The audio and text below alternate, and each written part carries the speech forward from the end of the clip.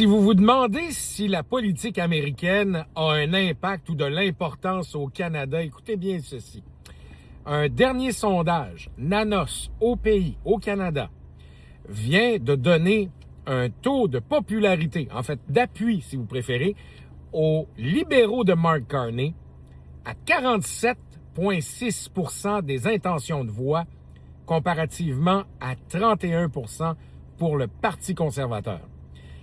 Et, si on recule, en décembre 2024, la dernière fois qu'un parti a atteint ce niveau-là, c'est-à-dire 47% d'appui dans les intentions de vote, c'était le Parti conservateur sous Pierre Poilievre, alors que Justin Trudeau était premier ministre. Alors, est-ce qu'il y avait une prime à Justin Trudeau? Très certainement. Mais il ne faut absolument pas oublier combien l'élection de Donald Trump et sa position sur le Canada et ses intentions de nous transformer en 51e État a eu d'impact sur les intentions de vote au Canada, un revirement spectaculaire. Et c'est à la fois une bonne et une mauvaise nouvelle.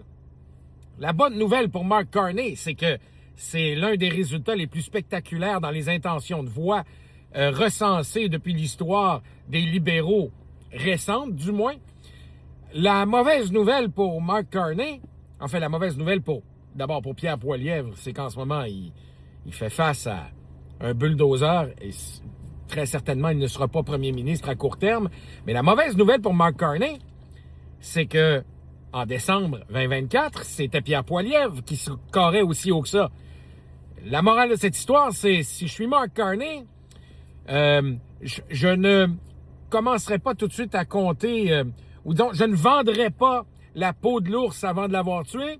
Je ne prendrai pas pour acquise une victoire éventuelle dans une élection récente, parce que si ces chiffres-là nous disent quelque chose, c'est certainement que le climat est volatile et qu'une erreur pourrait être fatale aux libéraux. Mais disons que pour l'instant, ils ont le vent dans les voiles.